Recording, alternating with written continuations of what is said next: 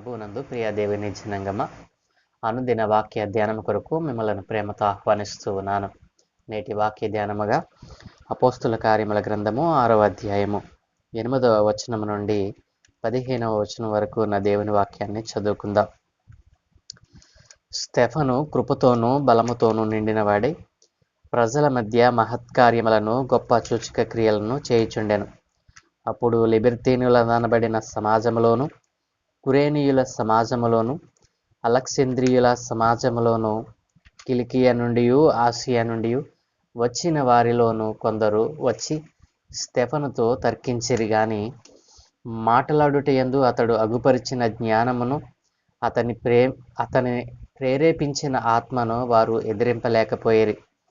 అప్పుడు వారు, వీడు మోషే మీదను దేవుని మీదను దూషణ వాక్యములు పలుకుగా మేము వింటిమని చెప్పుటకు మనుష్యులను కుదుర్చుకొని ప్రజలను, పెద్దలను, శాస్త్రులను రేపి అతని మీదికి వచ్చి అతనిని పట్టుకొని మహాసభ యొద్దకు తీసుకుని పోయి అబద్ధపు సాక్షులను నిలువబెట్టిరి. వారు, ఈ మనుష్యుడెప్పుడును ఈ పరిశుద్ధ స్థలమునకును మన ధర్మశాస్త్రమునకు విరోధముగా మాట్లాడుచున్నాడు. ఈ నజరేయుడైన యేసు ఈ చోటును పాడు చేసి మోషే మనకిచ్చిన ఆచారములను మార్చునని వీడు చెప్పగా మేము వింటిమనిరి. సభలో కూర్చున్న వారందరూ అతని వైపు తేరి చూడగా అతని ముఖము దేవదూత ముఖము వలె వారికి కనబడెను. ఆమేన్. ప్రభువునందు ప్రియ దేవుని జనంగమ, మన ప్రభువును రక్షకుడైన యేసు ప్రభుల వారి ప్రశస్త నామమున మీకు శుభములు తెలియచేస్తూ ఉన్నాను. చదువుకొనబడిన లేఖనము నిమిత్తమే ప్రార్థన చేద్దాం. సకల ఆశీర్వాదములకు కారణభూతుడైన తండ్రి, సర్వోన్నతుడా, పరిశుద్ధుడా, సజీవుడా, మీకు స్తోత్రాలు నాయన. ఏ మంచి లేని మా జీవితంలో మరొక నూతన దినాన్ని అనుగ్రహించినందుకే మీకు స్తోత్రాలు తండ్రి. మీరు మాకిచ్చిన ఈ మంచి సమయమును బట్టి మీకు వందనాలు నాయన.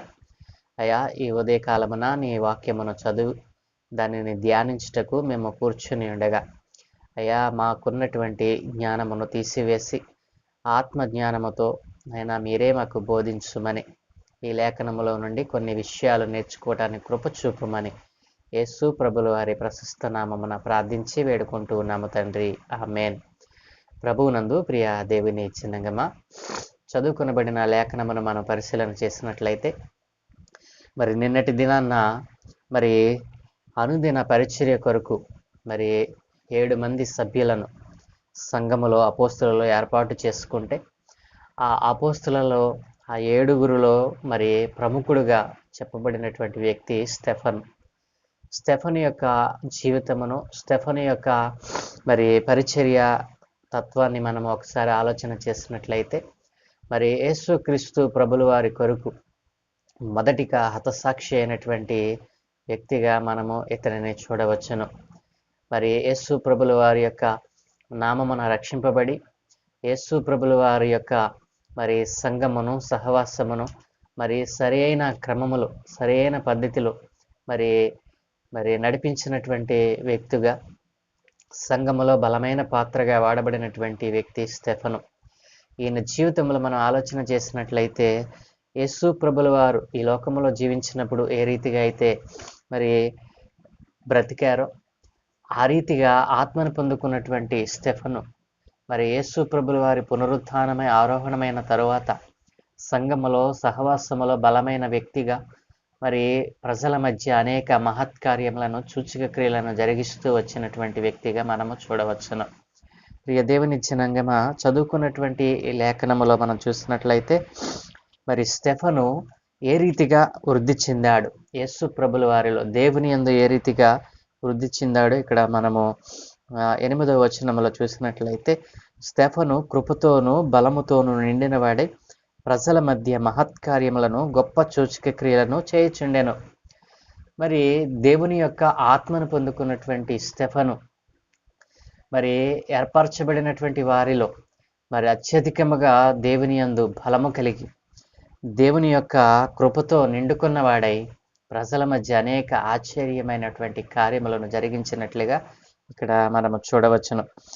ఈ విషయాలను గమనిస్తున్నటువంటి మరి స్టెఫను చూపిస్తున్నటువంటి ఆ భక్తిని, మరి స్టెఫను పొందుకున్నటువంటి ఆ కృపకు మరి ఆశ్చర్యచకితులైనటువంటి అనేక మంది తెగలు మరి స్టెఫను మీద కుట్ర చేసినట్లుగా మనం ఇక్కడ చూడగలం.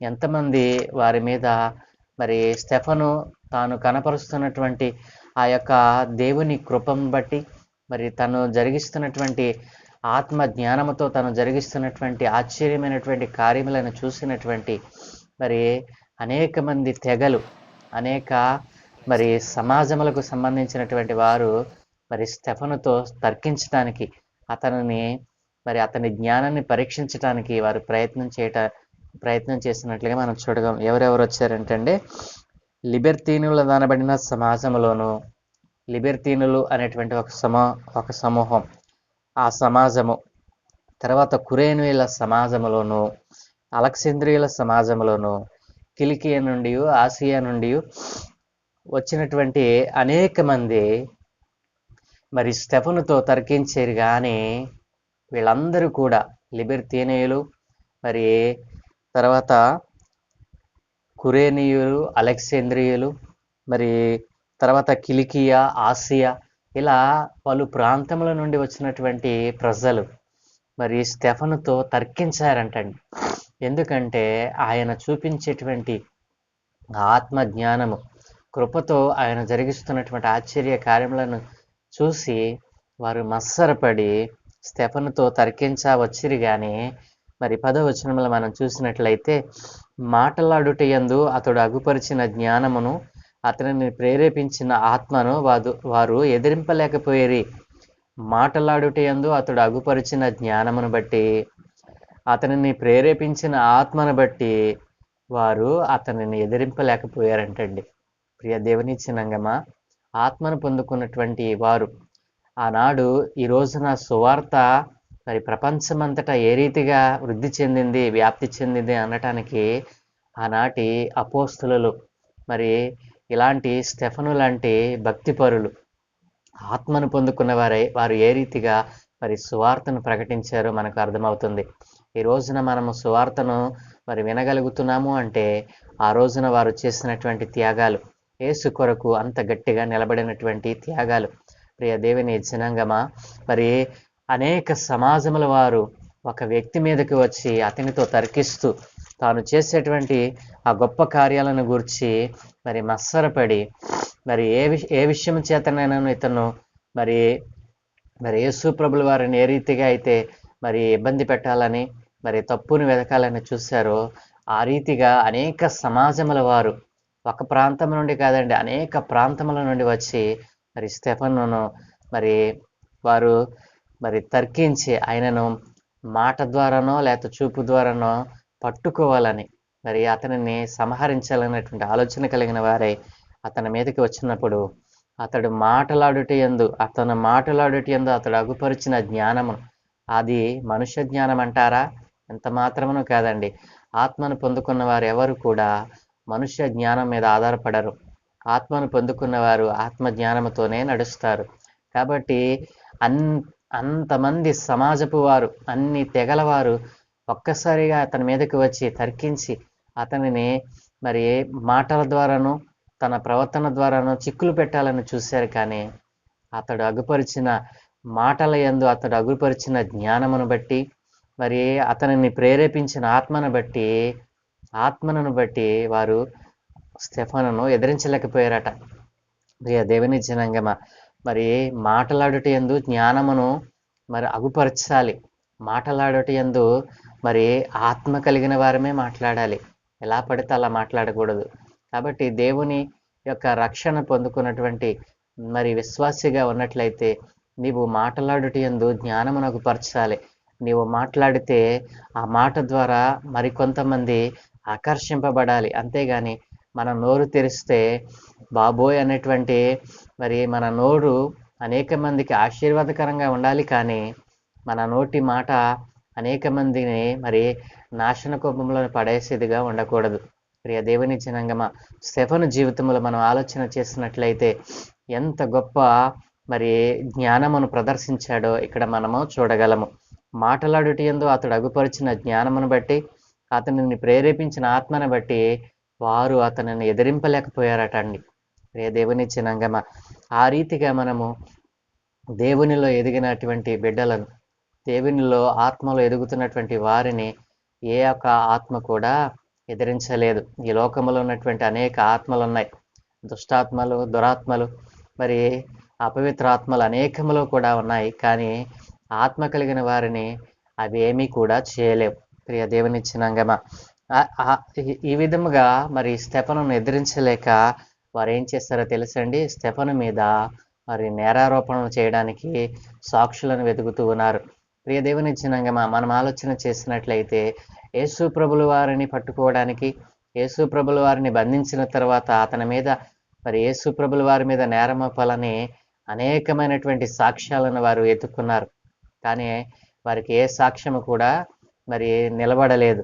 అలాగుననే స్తెఫను మీద కూడా వీరు నెపం మోపడానికి ప్రయత్నం చేస్తూ ఉన్నారు. ఏమంటున్నారో తెలుసా? అప్పుడు వారు, వీడు మోషే మీదను దేవుని మీదను దూషణ వాక్యముల పలుకుగా మేము వింటిమని చెప్పుటకు మనుష్యులను కుదుర్చుకున్నారంటండి. దేవుని జనాంగమా, స్తెఫను మీద వీరు మరి దోషం మోపడానికి ప్రయత్నం చేస్తూ ఉన్నారు. మోషే మీదను దేవుని మీదను ఇతడు దూషణ వాక్యములు పలుకుతూ ఉండగా మేము విన్నామని చెప్పి కొంతమంది మనుష్యులను మరి వారు కుదుర్చుకున్నారంటండి. దేవుని జనాంగమా, దేవుడు మరి శక్తి కలిగినటువంటి వాడు, దేవుడు సమస్తాన్ని ఎరిగినటువంటి వాడు. మరి మనుష్యుల కుయుక్తిలో, మనుష్యుల మాటలను మరి మనుష్యులు మాట్లాడుతూ ఉండగానే వారి మాటలో ఉన్న కుయుక్తిని పసిగట్టగలిగినటువంటి వాడు దేవుడు.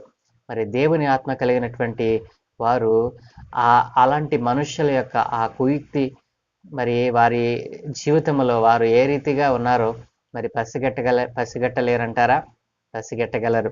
కాబట్టి వారు స్తెఫను మీద మరి మరి ఒక నేరము మోపాలని మనుష్యులను కుదుర్చుకున్నారు. అంత మాత్రమే కాదండి, పెద్దలను, శాస్త్రులను సమకూర్చి అతని మీదకి వచ్చి అతన్ని పట్టుకొని మహాసభ వద్దకు తీసుకుని పోయారు. మరి ఆ మహాసభకు తీసుకుని పోయి వారు కుదుర్చుకున్నటువంటి అబద్ధ సాక్షులను నిలవబెట్టారు. వారు ఈ మనుషుడెప్పుడును ఈ పరిశుద్ధ స్థలమునకును ధర్మశాస్త్రమునకు విరోధముగా మాట్లాడుతున్నాడు అని నెపం మోపారు. అంతేకాదండి, ఈ నజరేయుడైన యేసు ఈ చోటును పాడు చేసి మరి మోషే మనకిచ్చిన ఆచారాలను మార్చునని ఇతడు చెప్పగా మేము వింటిమని వారు కుదుర్చుకున్నటువంటి మనుషులతో ఆ విషయాలను చెప్పించారు. మహాసభ ఎదుట, సన్హెద్రి మహాసభ ఎదుట మరి అతనిని మరి అన్యాయముగా నిలువపెట్టారు. అతడు ప్రజలలో మరి మంచి కార్యాలు జరిగించాడు. మరి బలముతోనూ, జ్ఞానముతోనూ, దేవుని యొక్క శక్తితోనూ ప్రజల్లో ఉన్నటువంటి అనేకమైనటువంటి మరి రోగాలను, మరి ప్రజలలో ఉన్నటువంటి అనేకమైనటువంటి ఆచారాలను మరి తీసివేసినట్లుగా ఆత్మతో నిండుకున్న వాడి అనేక మహత్కార్యములను, సూచక్రియలను జరిగిస్తే వీరు స్తెఫను మీద ఎంతటి మరి నేరారోపణ చేస్తూ ఉన్నారో. దేవుని జనాంగమా, ఈ రోజున యేసు ప్రభుల వారి కొరకు నిలబడినటువంటి వ్యక్తులుగా, ఒకవేళ రక్షింపబడినటువంటి నీవు, దేవుని యొక్క మరి బలమైన ఆత్మతో నిండుకున్నటువంటి నీవు సువార్త పనిలో ఒకవేళ నీకు అవరోధాలు వస్తున్నాయేమో, సువార్త పనిలో నిన్ను మరి అనేక ఇబ్బందులు గురిచేస్తూ ఉన్నారేమో. స్తెఫను ఏ రీతిగా నిలబడ్డాడో మనము స్తెఫను జీవితంలో ఆలోచన చేసినట్లయితే తాను ఏ రీతిగా మరి మాట్లాడుటయందు మరి అతడు అగుపరిచిన జ్ఞానం అతనిదా? కాదండి. దేవుడు తనకిచ్చినటువంటి జ్ఞానముతో, దేవుడు తనను ప్రేరేపించినటువంటి ఆత్మతో తను మాట్లాడితే అది ఆనాటి ప్రజలకు నచ్చలేదు. దేవుని జనాంగమా, కాబట్టి అతను మహాసభకు మరి తీసుకుని రాబడ్డాడు. మరి అనేక అబద్ధ సాక్ష్యములను సమకూర్చారు. మరి ఎప్పుడు కూడా తాను వారు చెప్పినట్లుగా ఎప్పుడు కూడా ధర్మశాస్త్రానికి వ్యతిరేకంగాను, మరి మోషేకు వ్యతిరేకంగాను, మరి ఆ యొక్క యేసునామమును బట్టి యేసునామమును బట్టి ఈ స్థలాన్ని పాడు చేస్తాడని కానీ, మరి దీనిని ధర్మశాస్త్రానికి విరోధంగా మాట్లాడినట్లుగాని ఎక్కడా ఉండదండి. కాబట్టి ఆనాటి శాస్త్రులు, పరిసయ్యులు, సద్దూకయ్యులు, ధర్మశాస్త్రోపదేశకులు, ప్రధాన యాజకులు వారు ధర్మశాస్త్రాన్ని బోధించారు తప్ప దానిని ఆచరించలేదు. కాబట్టి ఆనాడు స్తెఫను ఎవరండి? వారికంటే చాలా చిన్నవాడు, మరి భక్తిలో కూడా చాలా చిన్నవాడిగా మనం చూడవచ్చు.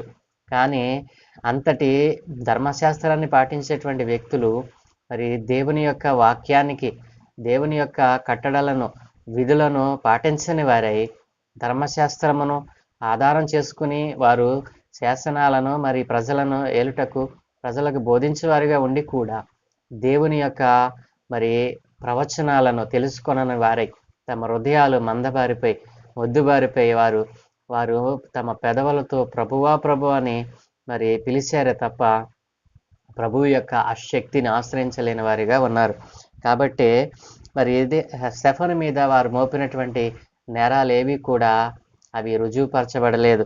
కాబట్టి వారు అంత మరి దేవుడి ధర్మశాస్త్రంలో ఉన్నటువంటి విషయాలను గ్రహించలేని వారిగా మారిపోయారు. అందుకనే మరి సభలో కూర్చున్న వారందరూ కూడా మరి ఈ విధముగా స్టెఫను మీద మరి నేరాలు మోపుతూ అనేక మందిని మరి అబద్ధ సాక్షులను మరి కూర్చుకొని సభలో స్టెఫను మీద నెపాలు వేస్తూ ఉంటే 7వ వచనములో ప్రధాన యాజకుడు అంటాడు కదా, మరి ఈ మాటలు నిజమేనా అని అడిగినందుకు స్టెఫను నోరు తెరిచి వారికి మరి అబ్రహాము మొదలుకొని మరి దావీదు వరకు జరిగినటువంటి విషయాలను ఒక గొప్ప ప్రసంగము ఇక్కడ చేసినట్లుగా మనం చూడగలం. అబ్రహాము ఇస్సాకును కనెను, ఇస్సాకు యాకోబును కనెను, యాకోబు 12 గోత్రకర్తలను కన్నాడు. ఈ 12 గోత్రకర్తలలో మరి మరి తమ్ముడైనటువంటి యోసేపును మరి మరి వారు అమ్మివేస్తారు. వారు అమ్మివేసినప్పుడు ఐగుప్తునకు కొనుగోబడతాడు. ఐగుప్తులో కరువు వస్తుంది. కరువు వచ్చినప్పుడు మరి ఐగుప్తులో ఉన్నటువంటి యోసేపు మరి తన తండ్రి అయిన యాకోబు తన సంతతిని అంతటినీ కూడా మరి ఐగుప్తునికి తీసుకుని పోతాడు. మరి వారు ఐగుప్తునికి వెళ్ళినప్పుడు వారు 70 మంది వారు ఐగుప్తుకి వెళ్ళినప్పుడు ఐగుప్తులో వారు 70 మందిగా వారు ఐగుప్తుకి వెళితే దేవుడు ఐగుప్తులో వారిని మరి 6 లక్షల కాల్బలం పైగా మరి వృద్ధి చెందిస్తాడు. ఆ రీతిగా ఐగుప్తులో దాస్య గృహంలో నుండి విడిపింపబడి మరి అప్పుడు మోషే అనేటువంటి ప్రవక్త వస్తాడని, మోషే ప్రవక్త మరి ఆ దేవుని యొక్క ప్రజలను ఏ రీతిగా నడిపించాడో మోషే దగ్గర నుండి యెహోషువ దగ్గర నుండి మరి ఇలాగా మరి దావీదు వరకు కూడా అనేక విషయాలను బైబిల్ యొక్క ఆది నుండి అంతము వరకు వారికి మరి లేఖనములను తెలియపరుస్తూ గొప్ప ప్రసంగము స్టెఫను ఇక్కడ 7వ అధ్యాయంలో చేసినట్లుగా మనం చూడగలం. కాబట్టి ఈ ప్రసంగమంతా మరి స్టెఫను వారికి చెప్పవలసిన కారణం ఏంటంటే వారు ధర్మశాస్త్రాన్ని పాటించని వారిగా ఉన్నారు. కాబట్టి ధర్మశాస్త్రం ఉన్న విషయాలను గ్రహించకుండా మరి ఎవరైతే మరి నీతి సూర్యుడైనటువంటి దేవుడు తన కుమారుని లోకానికి పంపుతాడని మరి పాపముల నుండి ప్రజలను తమ పాపముల నుండి రక్షిస్తాడని అనేక మంది ప్రవక్తలు ప్రవచించారు. ఆ ప్రవచన వాక్యములను వారు పట్టుకొనకుండా ఆ ప్రవచన వాక్యములను వారు గ్రహించకుండా మరి నజరేయుడైన యేసయ్యను చంపారని మరి అతనిని మీరు మరి సిలువకు వేసి కొట్టారు అని మరి అనేక విషయాలు స్టెఫను మరి ఆ యొక్క సన్నిహెద్రి సభలో నిలబడి ఒంటరిగా మరి తన యొక్క ప్రసంగాన్ని ప్రారంభించి ముగించినప్పుడు వారు కోపోద్రిక్తులయ్యారంట. వారు సభలో కూర్చున్న వారందరూ స్టెఫను ముఖాన్ని చూసినప్పుడు అతని ముఖము తేరి చూసినప్పుడు అతని ముఖం ఎలా ఉందంటండి, దేవదూత ముఖము వల్లే తెల్లగా మెరుస్తూ కనబడిందంటండి. ప్రియ దేవుని జనాంగమా, ఎవరైతే ఆత్మతో నింపబడతారో దేవుని యొక్క మరి మరి దేవుని యొక్క ఆత్మలో నిలిచి ఉంటారో, దేవుని యొక్క కట్టడలను దేవుని యొక్క విధులను గైకుంటారో వారి ముఖాలు మరి ఎప్పుడు కూడా దేవదూత ముఖాల వల్లే మెరుస్తూ ఉంటాయి.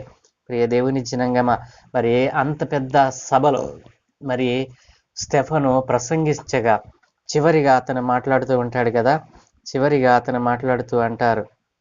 ప్రియ దేవుని జనాంగమా, మనం ఆలోచన చేసినట్లయితే అంత చిన్న వయసులో మరి దేవుని యొక్క మరి ఆది నుండి అంతము వరకు మరి అబ్రహాము నుండి దావీదు వరకు, దావీదులో నుండి యేసు ప్రభుల వారు ఏ రీతిగా మరి దావీదు గోత్రంలో నుండి యేసు ప్రభుల వారు ఏ రీతిగా వచ్చారు మరి ఆ విషయాలన్నీ కూడా ఆయన ఎత్తుకొని మరి ప్రసంగించటం ఆపి ఉన్న తర్వాత అంటాడు కదా, ముష్కరులారా, హృదయములను చెవులను దేవుని వాక్యమునకు లోపరచనల్లని వారులారా, మీ పితరుల వలె మీరును ఎల్లప్పుడూ పరిశుద్ధాత్మను ఎదిరించుచున్నారు. మీ పితరులు ప్రవక్తలలో ఎవరిని హింసింపకయుండిరి. ఆ నీతిమంతుని రాకను గూర్చి ముందు తెలిపిన వారిని చంపిరి. ఆయనను మీరు ఇప్పుడు అప్పగించి హత్య చేసిన వారైతిరి. దేవదూతల ద్వారా నియమింపబడిన ధర్మశాస్త్రమును మీరు పొందితిరి గాని దానిని గైకొనలేదని చెప్పి గట్టిగా సభలో మరి చెప్తాడు. ప్రియ దేవుని జనాంగమా, ఎప్పుడైతే ఈ మాట మరి ప్రసంగించటం అయిపోయిన తర్వాత అక్కడ సభలో ఉన్నటువంటి వారందరినీ గురించి ఆయన అంటాడు కదా, ముష్కరులారా, హృదయములను చెవులను దేవుని వాక్యమును లోపర్చునలని వారులారా. ప్రియ దేవుని జనాంగమా, ఈ రోజున మనం ఆలోచన చేసినట్లయితే సభలో ఉన్నటువంటి వారు మామూలు వ్యక్తులు కాదండి. ప్రధాన యాజకుడు గమలీయేలు అనేటువంటి మరి ధర్మశాస్త్ర పండితుడు, ఇలా శాస్త్రులు, పరిచయులు, అనేక మంది, అనేక తెగల వారు, అనేక సమాజపుల వారు మరి ఏకముగా కూడి స్టెఫను మీద మరి నేరం మోపి అతనిని బంధించి నిలబెట్టారు, దోషిగా నిలబెట్టారు. ప్రధాన యాజకుడు అడిగినటువంటి మాటకు ఆయన గొప్ప ప్రసంగం చేసినట్లుగా ఇక్కడ మనం చూడగలం. ఆ ప్రసంగం చివరిలో వారిని హెచ్చరించినట్లుగా కూడా మనం చూడగలం. ఏమంటున్నాడో తెలుసా? ముష్కరులారా, హృదయములను చెవులను దేవుని వాక్యమునకు మరి లోపర్చునలని వారులారా, మీ పితరుల వారి మీరెందుకు తప్పిపోతూ ఉన్నారు? ఇంకను మరి ప్రవచన వాక్యములను గ్రహించకుండా ఎంతకాలం మీరు జీవిస్తారని వారిని హెచ్చరించినట్లుగా మనం చూడగలం. వారి మాటలు, ఎప్పుడైతే స్టెఫను ఈ మాటలు మాట్లాడాడో విపరీతమైన కోపంతో మరి వారు మండిపడి అతన్ని చూసి పండ్లు కొరికారట. ఎందుకనండి? మరి దేవుని గురించినటువంటి సత్యవాక్యాలను ప్రకటిస్తున్నప్పుడు ఈ రోజున మనుషులు కూడా లోకములో మనం చూసినట్లయితే పండ్లు కొరుకుతూ ఉన్నారు. సత్యమునకు తమ చెవులను ఇవ్వడం లేదు, తమ హృదయాలను వ్యర్థమైన వాటికి అప్పగిస్తూ సత్యవాక్యమునకు లోబడకుండా ప్రజలు జీవిస్తూ ఉన్నారు. కాబట్టి ఆనాటి దినాలలో కూడా మరి ప్రజలు ఆ రీతిగా ఎప్పుడైతే స్టెఫను ప్రసంగించి వారిని హెచ్చరిస్తూ ఉన్నాడో, ఆ హెచ్చరిక మాటలైన ఇంతటి ప్రసంగాన్ని విన్నటువంటి వారి హృదయాలు కరగలేదండి. వారి చెవులు మరి కేవలము అతనిని సంహరించాలి, ఇతడు మరి మోషేకును ధర్మశాస్త్రానికి విరోధంగా మాట్లాడుతున్నాడని చెప్పే మరి చూస్తున్నారు తప్ప అతనిలో ఉన్నటువంటి ఆత్మను, మరి అతడు ఎవరిలో నిలిచి ఉన్నాడో మరి అతని రూపమును చూసినప్పుడైనా వారి హృదయాలు కరగలేదండి. కరగలేదు కదా. అతని మీద మండిపడి పండ్లు రువ్వారంటండి, పండ్లు కొరికారంటండి. అయితే అతడు పరిశుద్ధాత్మతో నిండుకున్న వాడై ఆకాశము వైపు తేరుచూచి దేవుని మహిమను, యేసు దేవుని కుడిపార్శ్వమందు నిలిచి ఉండుట చూచి ఎలాగని అంటాడనమాట. ఆకాశము తెరవబడుటయు మనుష్య కుమారుడు దేవుని కుడిపార్శ్వమందు నిలిచి ఉండటయు చూచుచున్నానని ఆ సభలో చెప్తాడు. ఆకాశము తెరవబడుట, యేసు ప్రభుల వారు మరి తండ్రి అయిన దేవుని కుడిపార్శ్వమందు కూర్చుని ఉండుట మరి దర్శనం రూపంలో అంతటి సభలో ఆయన చూడగలిగాడు. ఇంతటి దర్శన భాగ్యము అతను కలగడానికి కారణం ఏంటో తెలుసా? యేసయ్య నిలిచి ఉన్నాడు, యేసయ్యలో నిలిచి ఉన్నాడు, యేసయ్య ఆత్మను పొందుకున్నాడు, పరిశుద్ధాత్మను పంపించగా దానిని స్వీకరించాడు. పరిశుద్ధాత్మ కార్యాల ద్వారా తన మాటను మార్చుకున్నాడు, తన బ్రతుకును మార్చుకున్నాడు, తన జీవితం అంతా యేసయ్యకు అర్పించాడు. అయితే తన జీవితంలో ఏ దోషము కూడా చేయలేదు. కానీ ఆనాటి జనాంగము అతని మీద నేరము మోపి సభకు అప్పగించారు. ప్రియ దేవుని జనాంగమా, ఎప్పుడైతే ఈ మాటలు స్టెఫను పలుకుతాడో అప్పుడు వారు పెద్ద కేకలు వేసి చెవులు మూసుకొని ఏకముగా అతని మీద పడి పట్టణ బెలుగు అతనికి వెళ్ళగొట్టి రాళ్ళు రువి చంపేస్తారండి. ప్రియ దేవుని జనాంగమా, ఎంతటి భయంకరమైన పరిస్థితిని స్టెఫను ఎన్నుకున్నాడు. అతను మాట్లాడిన మాటల్లో కానీ అతను ప్రసంగించిన ప్రసంగములో కానీ ఏమైనా తప్పు ఉందా? కాబట్టి మనిషి చేస్తున్నటువంటి దోషములను, మనిషి చేస్తున్నటువంటి ఆ యొక్క మరి చెడ్డ కార్యాలను గురించి ఈ రోజున మనం ఎవరైనా మాట్లాడితే ప్రజలకు మరి నచ్చటం లేదు. సత్యమును గురించి ప్రకటిస్తే ప్రజలు దానిని స్వీకరించేటువంటి మనస్సును వారు కోల్పోయారు. నేటి దినాలలో సువార్త ప్రకటింపబడుతూ ఉండగా సువార్తను అంగీకరించేటువంటి మనస్సు ఏ ఒక్కరిలోనూ కనపడటం లేదండి. ప్రియ దేవుని జనాంగమా, కాబట్టి దినాలు బహు భయంకరంగా ఉన్నాయి. కాబట్టి స్టెఫను ఏ రీతిగా అయితే మరి ప్రభువు కొరకు తన జీవితాన్ని పణంగా పెట్టాడు, మరి ఆది నుండి అంతము వరకు, మరి ఆది కాండము నుండి మరి యేసు ప్రభుల వారు పుట్టుక, యేసు ప్రభుల వారి జననము, మరణము, పునరుత్థానము వరకు కూడా మరి యవనుడైనటువంటి స్టెఫను మరి తాను ఎంతగా మరి దేవునిలో మరి తెలుసుకున్నాడో, రక్షింపబడినటువంటి నీవు మరి బైబిల్ గ్రంథములో రాయబడిన వాక్యముల గురించి, ఆ గ్రంథములో చెప్పబడినటువంటి ప్రవచనముల గురించి ఎరగని వాడిగా నువ్వు ఎంతకాలం జీవిస్తావు? నీ రక్షణ జీవితంలో దేవునికి ఉపయోగపడేటువంటి ఒక్క క్షణమైన ఉందా? దేవుడు నీ పట్ల ఆనందించినటువంటి ఆ యొక్క మరి సమయం ఏదైనా ఉందా? ఒకసారి పరిశీలన చేసుకోమని ప్రభు పేరు మనం చేస్తూ ఉన్నాను. మరి ఎప్పుడైతే స్టెఫను మరి ఆ మాటను చెప్తాడో, ఆకాశము తెరవబడుట, మనుష్య కుమారుడు దేవుని కుడిపార్శ్వమందు కూర్చుని ఉండుట చూస్తున్నానని ఎప్పుడైతే ఆ మాటను తెలియపరుస్తాడో, వారు అమితావేశముతో అతనిని పట్టుకొని మరి పట్టణం వెలుపులకు తీసుకుని పోయి రాళ్ళు రువి చంపేస్తారండి. వాళ్ళు రాళ్ళు రువి మరి కొడుతూ ఉండగా ఆయన మరి వేదన చెందాడా? లేదండి. వాళ్ళు రాళ్ళు రువి చంపుతూ ఉన్నప్పుడు ప్రభువును గూర్చి అతడు మొరపెడతా ఉన్నాడు.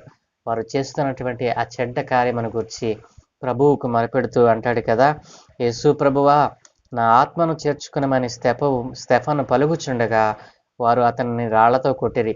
అయితే అతడు మోకాళ్ళుని అంతటి శ్రమలో కూడా అతడు మోకాళ్ళ అనుభవాన్ని కోల్పోలేదండి.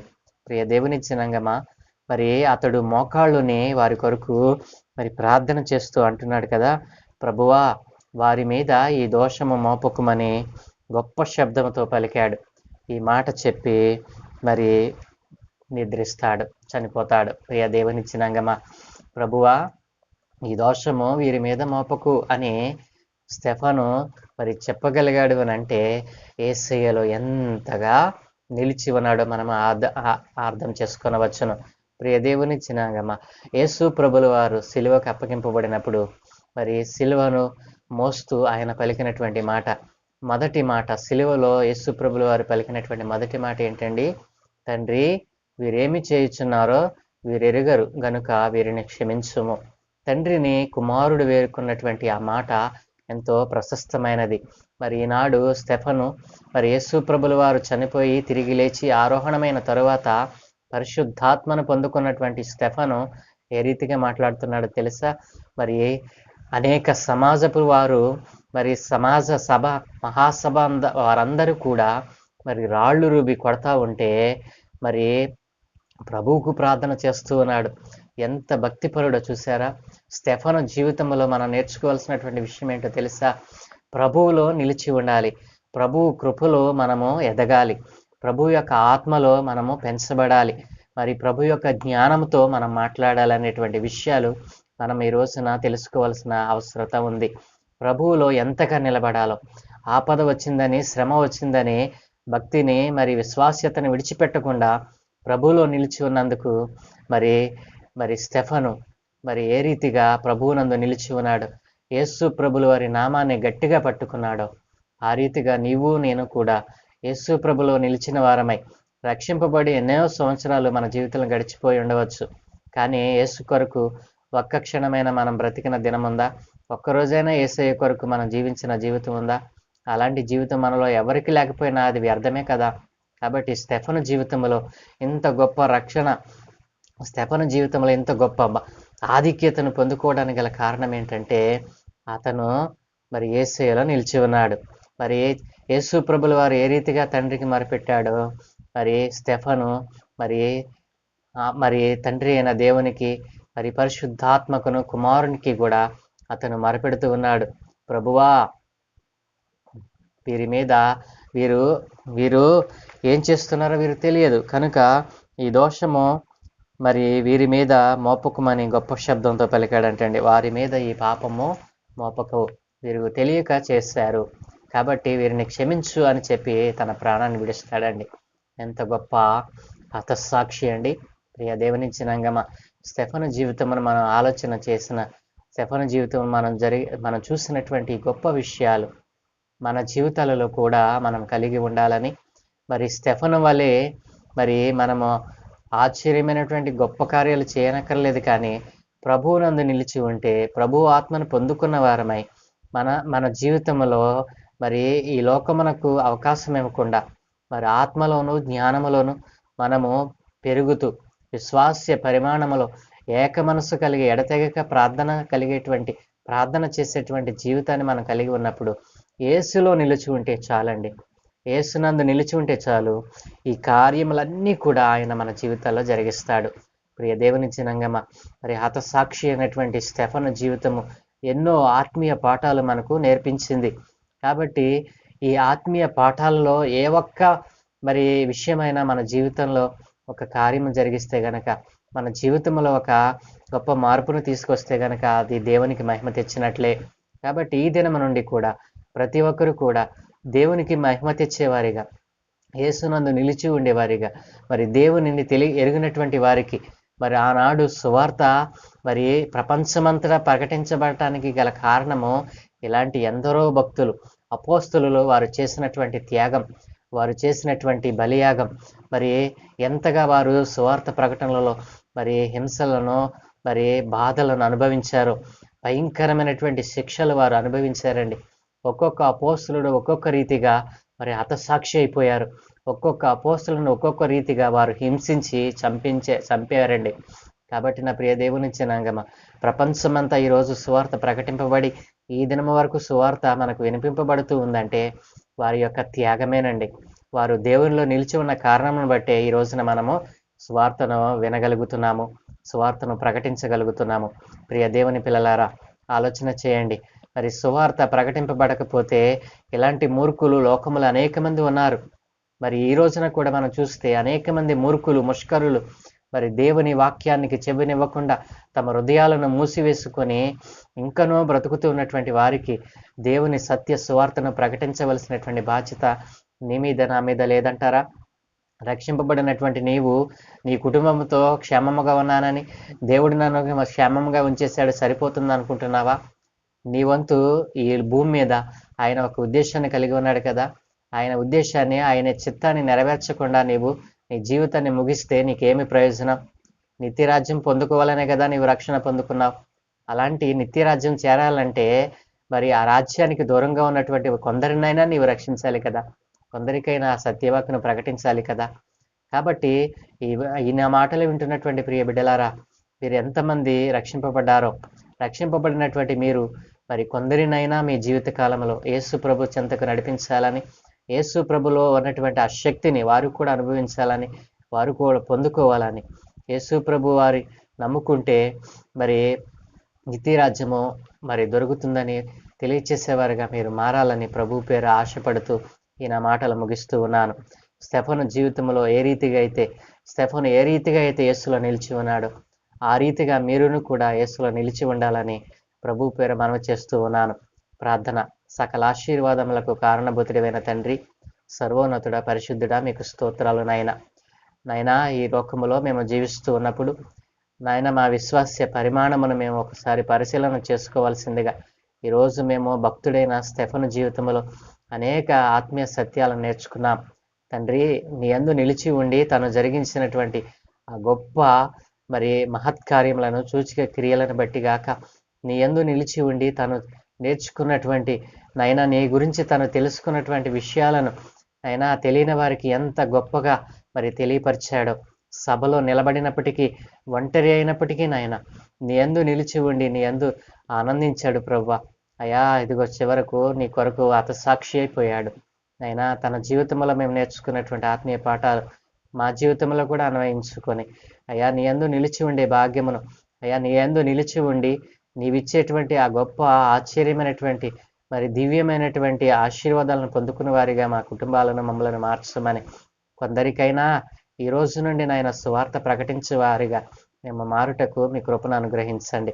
ఇంకనో ముష్కరులైనటువంటి వారి లోకముల్లో తిరుగుతూ ఉండగా వారందరినీ మీ పాదాల చెంతకు తెస్తూ ఉన్నానైనా వారి ఆత్మలను రక్షించండి. రక్షించేటువంటి మనస్సు అయినా, సువార్త ప్రకటించేటువంటి మనస్సు ప్రతి ఒక్కరిలోని పుట్టించమని నాయనా ఈ దినమును మాకు ఇచ్చినందుకే మీకు స్తోత్రాలు. ఈ దినమందు మేము చేయు పనులన్నిటి మీద మీకు అనుదృష్టి ఉంచండి నాయన. మీ దూతల కాపుదలు అనుగ్రహించండి తండ్రి. ఇదిగో నాయన, బలహీనతతో ఉన్నటువంటి వారిని బలపరచండి.